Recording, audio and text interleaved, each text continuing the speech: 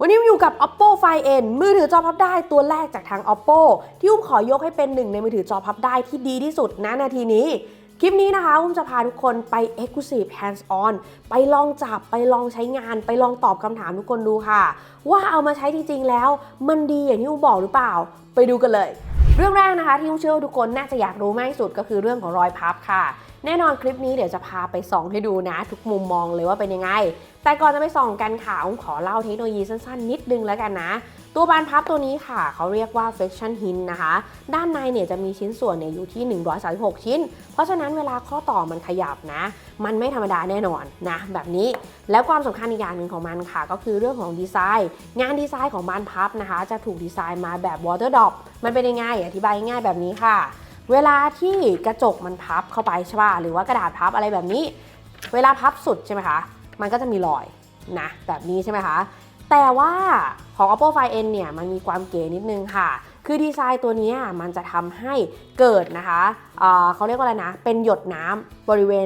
เวณตรงข้อต่อนะคะบริเวณตรงบานพับทำให้นะคะมันจะเป็นแบบนี้ปึ๊บเห็นไหมด้านล่างนะคะก็คือจะเกิดรอยใช่ไหมส่วนด้านบนเนี่ยเวลาพับเข้าไปแล้วไม่เกิดรอยมันก็เลยเกิดคำถามค่ะว่าอ้าวเทคโนโลยีแบบนี้มันจะทำให้เหมือนมีช่องว่างของตัวเครื่องหรือเปล่า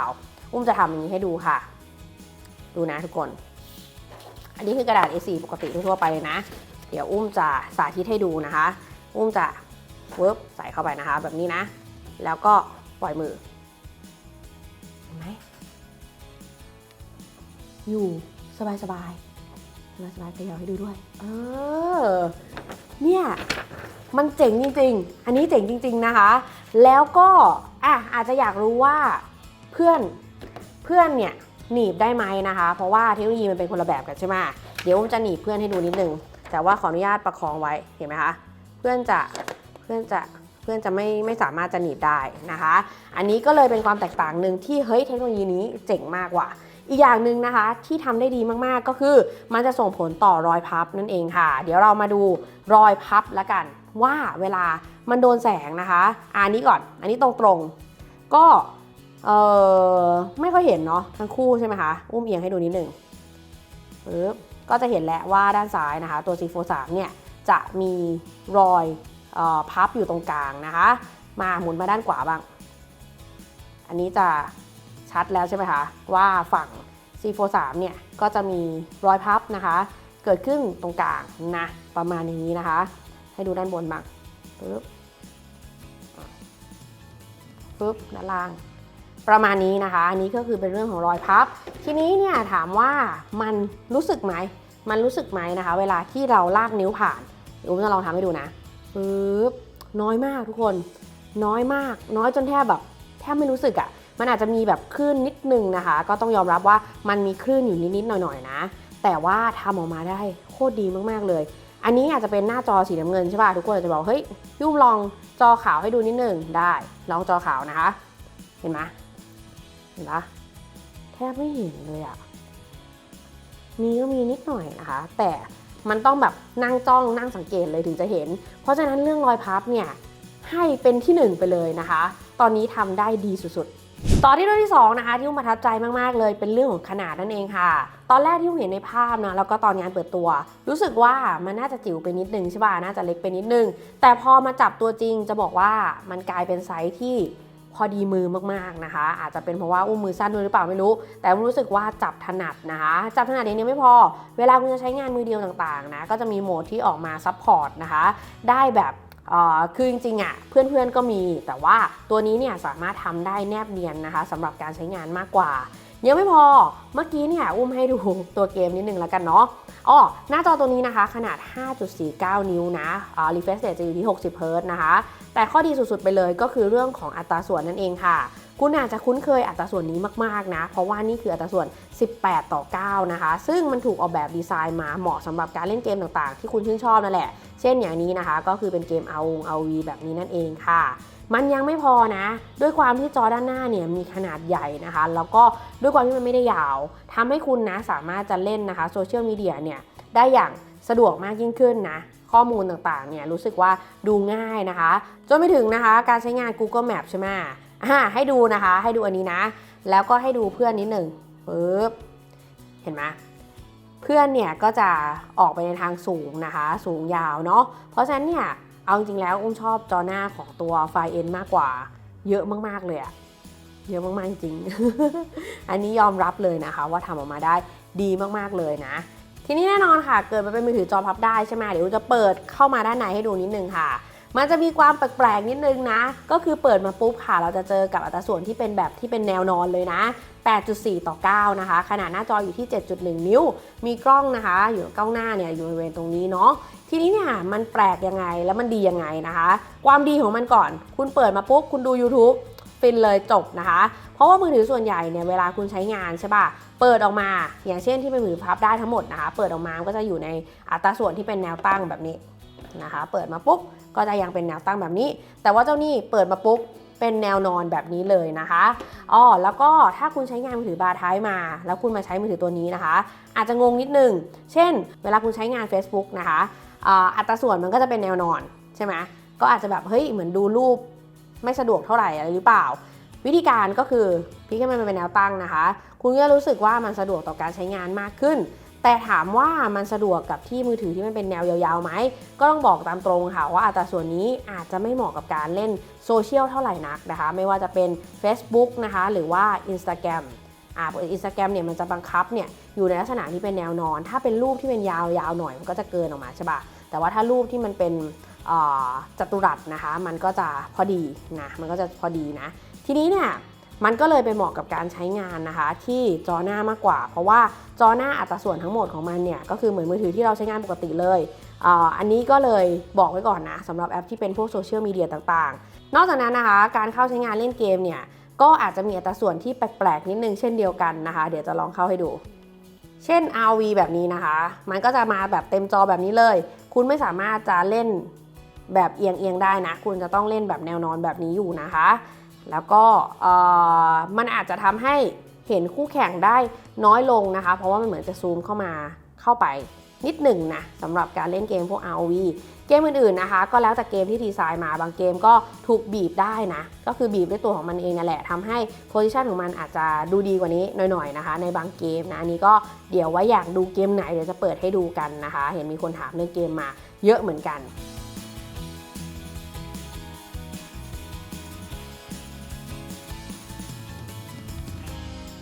แต่ทีนี้เนี่ยเรื่องของสีสันความคมชัดเป็นยังไงบ้างเปิดให้ดูในเกมนี่แล้วกันรู้สึกว่าให้รายละเอียดที่ดีมากนะคะจอตัวนี้เป็นจอ LTPO นะเป็นจอ AMOLED Display นะคะด้านในเนี่ย refresh rate จะอยู่ที่120 Hz นะคะแล้วก็ขนาดเนี่ยเต็มตากำลังดีเลยแล้วช่วยเรื่องของการสัมผัสได้ดีด้วยนะรู้สึกว่าการปล่อยสกิลอะไรพวกนี้ทำได้ดีกว่าตัว C43 นะคะแต่เรื่องของขนาดเนี่ยก็ต้องดูกันดูเรื่องของขนาดกันปึ๊บหน้าจอนะคะไซส์จะแตกต่างกันอยู่ประมาณนี้สำหรับอันนี้เป็นแนวนอนอันนี้เป็นแนวนอนนะอันนี้เป็นแนวตั้งเดี๋ยวเปลี่ยนเป็นแนวนอนทั้งคู่ให้ดูปึ๊บพอแนวนอนทั้งคู่จะต่างกันอยู่ประมาณนี้นิดหนึ่งนะคะจะต่างกันอยู่นิดหนึ่งส่วนถ้าเอามาวางแบบนี้ใกล้เคียงกันเลยเห็นไหมอันนี้ใกล้เคียงกันเลยเนาะความหนาบ้างความหนาเวลาเปิดอยู่นะคะก็สำหรับคือใกล้เคียงกันเช่นเดียวกันนะ443อาจจะบางกว่านิดหนึ่งนะคะงั้นเดี๋ยวไปพับให้ดูบ้างพอพับแล้วนะคะให้ดูที่ด้านนี้ก่อนถ้าด้านนี้เนี่ยจริงๆก็ใกล้เคียงเนาะตัว C43 อาจจะบางกว่าอยู่นิดหนึ่งนะคะส่วนอีกด้านหนึ่งประมาณนี้ปึ๊บเห็นไหมฝั่ง C43 นะคะจะยังเห็นร่องตรงกลางทะลุไปนะคะส่วนฝั่งOppo Find N เนี่ยจะเรียบเลยนะคะถืออยู่ในมือนะคะประมาณนี้ดูดีกันคนละแบบนะแต่สำหรับเนี่ยว่า Oppo Find N เนี่ยทำออกมาได้ประทับใจชอบก่อนจะไปกันต่อนะคะขอดูเรื่องจออีกนิดนึงแล้วกันเนาะจอตัวนี้เนี่ยมีชื่อนะคะว่า Serene Display แต่ชื่อเนี่ยไม่จำเป็นเท่ากับความสามารถของมันแล้วกันเนาะตัว Serene Display เนี่ยจะประกอบไปด้วยทั้งหมด12เลเยอร์นะคะความน่าสนใจของมันก็คือมันจะมี Fraction UTG Ultra Thin Glass นั่นเองความหนาอยู่ที่ 0.3 มิลนะคะแล้วคนก็สงสัยมากว่าเนี่ยถ้าสมมติต้องใช้เล็บขวดอย่างเงี้ย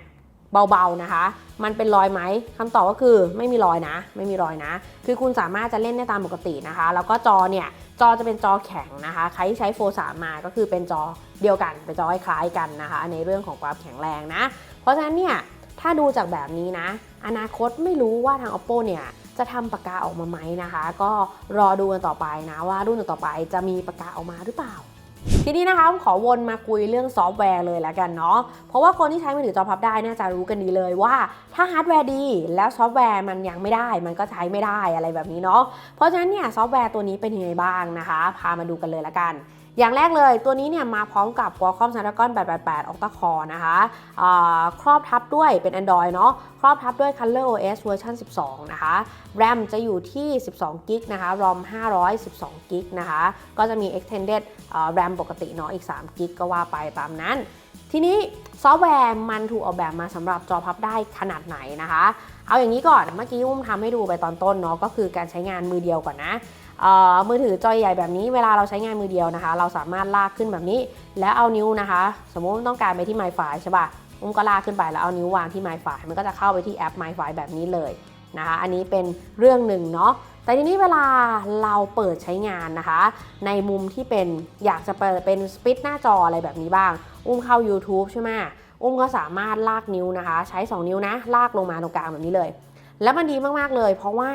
ด้านซ้ายนะคะมันก็จะหดตัวเข้าไปใช่ป่ะส่วนด้านขวาเนี่ยเราจะได้หน้าโฮมปกตินะคะซึ่งครึ่งหนึ่งของหน้าจอไซส์มันกว้างนะเราก็จะเข้านะคะเช่นสมมุติอุ้มต้องการเข้า Play Store อุ้มก็จิ้มเข้าไปเท่านี้ได้เลยนะแล้วก็เลื่อนซ้ายเลื่อนขวาได้ถ้าถามว่ายังทำอะไรไม่ได้แล้วที่อุ้มรู้สึกหงุดหงิดนิดหน่อยนะคะก็คือเวลาที่คุณต้องการจะเอาแอปนะเอาอีกแอปหนึ่งมาไว้ด้านล่างมันทำไม่ได้คือตอนนี้มันยังทำได้แบ่งซ้ายขวาอยู่นะคะ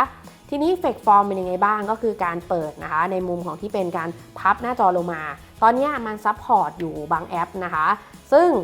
แอปที่มันเป็นทั่วๆไปอ่ะมันยังไม่ค่อยซัพพอร์ตเท่าไหร่นักนะแต่เดี๋ยวจะลองเข้าแอปที่มันซัพพอร์ตให้ดูยกตัวอย่างเช่นแอปกล้อง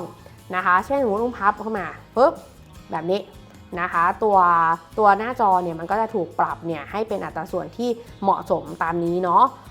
พูดถึงเรื่องกล้องแล้วนิดนึงดีกว่าคือกล้องเนี่ยสเปคเนี่ยน่าสนใจมากนะอย่างตัวกล้องหลังเองนะคะก็ให้มาแบบจัดเต็มสไตล์ Oppo เลยมี13ล้านพิกเซลนะคะเป็นเลนส์เทเลความละเอียดสูงสุดจะอยู่ที่50ล้านพิกเซลนะคะเป็นเลนส์วายแล้วก็16ล้านพิกเซลนะคะจะเป็นเลนส์อัลตร้าไวด์นั่นเองอันนี้คือสำหรับด้านหลังเนาะเดี๋ยวจะทำให้ดูว่ามันดียังไงนะคะส่วนกล้องหน้าไม่ว่าจะเป็นกล้องนี้นะกล้องหน้าที่เป็นอยู่ตรง cover หรือว่ากล้องหน้าที่อยู่ด้านในนะคะคุณก็ยังได้สเปคเดียวกันนะความละเอียดระดับ32ล้านทั้งคู่เลย f 2.4 นะคะซึ่งคุณสามารถใช้กล้องพวกนี้ได้ทุกกล้องเลยนะคะแต่ว่าเวลาคุณต้องการจะถ่ายภาพใช่ไหมก็อยากจะทำอะไรที่พิเศษกว่ามือถือปกติทั่วไปแน่นอนอยู่แล้วคุณสามารถที่จะกดนะคะยังมีโหมดตรงนี้นะอันนี้คือจะสามารถให้มันย่อได้ใช่ไหมคะและอันที่2ตรงนี้ที่เป็นแบ่งครึ่งหน้าจอคุณสามารถจะเปิดนะคะเพื่อที่จะพรีวิวใช่ไหมมันสามารถที่จะพรีวิวนะคะก็คือเปิดเนี่ยให้ทุกคนได้เห็นได้แล้วตัวนี้ก็ยังสามารถใช้ปาล์มนะคะในการยกมือเพื่อถ่ายได้ทีนี้เนี่ยถ้าคุณจะต้องการเซลฟี่นะคะด้วยกล้องหลังเนี่ยทำยังไงนะคะวิธีการก็ง่ายๆเช่นเดียวกันคุณพับหน้าจอแบบนี้ก็ได้หรือเปิดแบบเมื่อกี้ก็ได้นะคะกดเข้าไปที่กล้องนะแล้วตรงนี้เนี่ยปรับมาที่เป็นเซลฟี่ก่อนอันนี้คุณก็จะเห็นกล้อง32ล้านตัวนี้ใช่ไหมคะทีนี้ต้องการใช้กล้องด้านหลังกดที่ตรงนี้เลยปึ๊บเสร็จปุ๊บนะคะมันจะให้เราเปิดหน้าจอแวบแล้วก็เปิดออกมาทีนี้นะคะไม่ว่าคุณจะถ่ายภาพคุณจะถ่ายวิดีโอนะคะปรับเนี่ยความกว้างได้นะหรือว่าจะใช้เลนส์ที่เป็นเลนส์เทเลแบบนี้ได้เช่นเดียวกันนะคะเปิดตัวที่เป็น Color Boost อะไรแบบนี้ได้นะ Portrait ก็มีมาให้นะคะสามารถทำหน้าชัดหลังเบลอได้แล้วก็ตัวนี้เนี่ยยังมี Time Lapse ที่น่าสนใจอีกด้วยนะคะก็คือ Time Lapse คุณจะไปถ่ายดวงดาวอะไรแบบนี้นะก็สามารถทำได้เช่นเดียวกันนะคะอันนี้ก็เป็นเรื่องที่ใส่มาแบบจัดเต็มมากๆ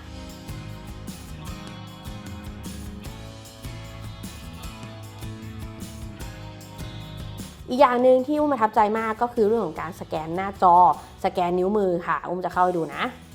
ปึ๊บเห็นไหมสแกนเร็วมากไม่ใช่แค่นิ้วมือเดี๋ยวดูจอดูหน้านะคะดู Face Unlock เร็วมาก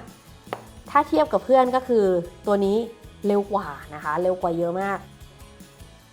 เข้าแล้ว นะคะเร็วมากเพราะฉะนั้นเนี่ยใครที่ชอบใช้มือถือที่แบบอันล็อกเร็วๆอะไรแบบนี้ว่า Oppo ตัวนี้เนี่ย Oppo Find N นะคะก็น่าจะตอบโจทย์มากๆเลยแหละและยังมีอีกเรื่องที่อยากเล่าให้ฟังมากๆคือเรื่องของแบตเตอรี่ค่ะตัวนี้เนี่ยแบตมาขนาด 4,500 มิลลิแอมป์นะคะแต่ว่าจัดการแบตได้ดีอ่ะอันนี้เนี่ยสกรีนออนมา5ชั่วโมง56นาทีนะคะทั้งเทสทั้งเล่นเกมอะไรพวกนี้แต่ว่าแบตเหลืออยู่ที่ 33% สำหรับนะมันเป็นตัวเลขที่ดีอ่ะถ้าเทียบกับตัวที่ใช้งานอยู่นะคะตัวนี้จัดการแบตได้ดีกว่าเยอะมากแล้วก็เรื่องของความร้อนเพราะว่ามันเป็น Snapdragon 888 ใช่ไหมคะเวลาเราสัมผัสที่ด้านหลังเนี่ยอันนี้คือไม่ได้ใส่เคสเนาะเราก็ยังนะสัมผัสมันได้ปกติไม่ได้ร้อนลวกมือนะคะแล้วก็อย่างที่บอกไปแหละว่าถ้าคุณเนี่ยไม่ชอบชาร์จแบตบ่อยๆนะคะ Oppo เนี่ยจัดการเรื่องนี้ได้เฮ้ยเทพเลยอีกอย่างหนึ่งที่เสียดายอันนี้เรื่องที่เสียดายนิดนึงนะคะก็คือเรื่องของการชาร์จนั่นเองตัวนี้เนี่ยจะมากับการชาร์จเร็วนะคะที่เป็น33วัตต์ Super Whoop Fast Charge เสียดายถ้าใส่65วัตต์มาให้นะจะฟินกว่านี้อีกจริงๆตัว Oppo Find N ตัวนี้นะคะถือว่าเป็นผลผลิตที่สำคัญเลยจากงาน Oppo Inno Day 2021 ค่ะที่จัดขึ้นเมื่อวันที่ 14-15 ธันวาคมนะคะผ่านสโลแกนนะชื่อว่า Reimagine the Future มันไม่ได้มีแค่ Oppo Find N เพียงตัวเดียวเท่านั้นนะคะแต่ว่ายังมีตัวที่เป็นMalicicon X นะคะแล้วก็ Oppo Air Glass อีกด้วยค่ะMalicicon X นะคะถูกออกแบบมาภายใต้สถาปัตยกรรมขนาด6นาโนเมตรนะคะซึ่งเทคโนโลยีตัวนี้เนี่ยจะทำให้มือถือของ Oppo นะตั้งแต่ปีหน้าเป็นต้นไปเดี๋ยวต้องมารอลุ้นกันว่าจะเป็นรุ่นชื่ออะไรใช่ไหมเจ้า Imagine NPU ตัวนี้ค่ะจะทำให้การถ่ายภาพด้วยมือถือเนี่ยเปลี่ยนไปเลยเขาบอกว่าตาเราเห็นยังไงนะคะเจ้าตัวนี้จะสามารถถ่ายทอดออกมาได้แบบนั้นเลยนะคะเขาเรียกว่ามีการประมวลผลนะคะได้เร็วมากยิ่งขึ้นส่งข้อมูลเนี่ยได้เร็วมากยิ่งขึ้นใช้พลังงานน้อยลงมากๆแปลว่าอะไรเวลาคุณนะคะเอามือถือจากทาง Oppo เนี่ยไปใช้งานก็จะมีการจัดการเรื่องของแบตเตอรี่ได้ดีมากยิ่งขึ้นหลังจากที่เขาใช้ Imagine NPU ตัวนี้นะคะนอกจากนี้ค่ะเขามาพร้อมกับ ISP อันทรงพลังนะคะสามารถจับภาพเนาะได้ที่20บิต120เดซิเบลค่ะมีการประมวลผลต่างๆนะอย่างเช่นตัวที่เป็น RAW ไฟล์นะคะก็จะสามารถโปรเซสนะที่ตัว RAW ไฟล์ได้เลยรวมทั้งยังมี RGBW Pro Mode นะคะมีการแยกการประมวลผลระหว่างภาพที่เป็นภาพสีนะกับส่วนที่เป็นสีขาวในภาพนะคะทำให้การถ่ายภาพของเราเนี่ยดูสมบูรณ์แบบดูเหมือนที่ตาเราเห็นมากยิ่งขึ้นนอกจากเรื่องของการถ่ายภาพแล้วค่ะงานวิดีโอเองก็เจ๋งเช่นเดียวกันเพราะว่าเขาจะสามารถถ่ายนะคะ 4K AI SDR Night Video ได้ดีมากยิ่งขึ้นถือว่าเป็นสมาร์ทโฟน Android เจ้าแรกเลยนะคะที่สามารถถ่ายแบบนี้ได้เพราะฉะนั้นเนี่ยตัวนี้เนี่ยจะเป็นยังไงเดี๋ยวต้องรอติดตามกันปีหน้าอีกตัวหนึ่งนะคะที่มีโอกาสได้ไปเล่นมาเนี่ยก็คือตัว Oppo Air Glass นั่นเองอันนี้เนี่ยรู้สึกว่าเจ๋งมากๆเลยเพราะว่าเหมือนเราเนี่ยจะไปสู่อีกเทคโนโลยีหนึ่งอีกโลกหนึ่งแล้วนะเหมือนที่เราเคยเห็นในหนังนะคะมันจะเป็นตัวเลนส์ใช่ไหมมันจะเป็นตัวเลนส์แล้วเราสามารถเอามาติดกับตัวแว่นได้ซึ่งแว่นเนี่ยต้องเป็นแว่นนะคะที่มาพร้อมกับตัว Oppo Air Glass นะติดแค่ข้างเดียวยังไม่สามารถใช้งานกับแว่นของเราได้นะคะเวลาที่เราติดปึ๊กเข้าไปปุ๊บค่ะมันจะมีหน้าจอเล็กๆแสดงผลออกมาใช่ป่ะลองนึกภาพเวลาคุณออกกำลังกายใช่ไหมคะเราก็สามารถจะเห็นข้อมูลแคลอรี่ของเรานะหรือว่าระยะทางในการที่เราวิ่งอะไรพวกนี้ผ่านหน้าจอตัวนี้ได้ซึ่งเริ่มต้นเนี่ยเขาจะใช้งานได้กับอุปกรณ์ของทาง Oppo ก่อนนะคะก็ทั้งตัวที่เป็นมือถือ Oppo แล้วก็นาฬิกาสมาร์ทวอทช์ของ Oppo ด้วยค่ะชิปเซตตัวนี้นะคะจะเป็น Qualcomm Snapdragon 410 ค่ะ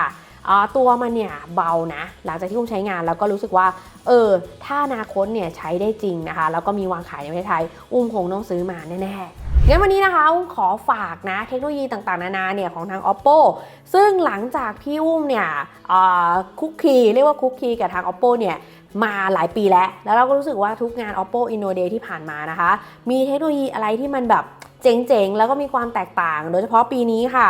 ที่เรียกว่าเทคโนโลยีเนี่ยถูกนำมาวางขายจริงแล้วแม้จะยังไม่ได้เข้ามาที่ประเทศไทยนะคะแต่ว่าเป็นนิมิตหมายอันดีมากที่ตั้งแต่ปีหน้าเป็นต้นไปนะเราจะได้เห็นอะไรเจ๋งๆจากทาง Oppo อีกเพราะฉะนั้นค่ะวันนี้ขอฝากคลิปนี้ไว้ประมาณนี้ใครมีคำถามอะไรอยากรู้อะไรเกี่ยวกับตัว Find N นะคะก็คอมเมนต์กันไว้ที่ด้านล่างได้เลยวันนี้ไปแล้วเดี๋ยวเจอกันสวัสดีค่ะ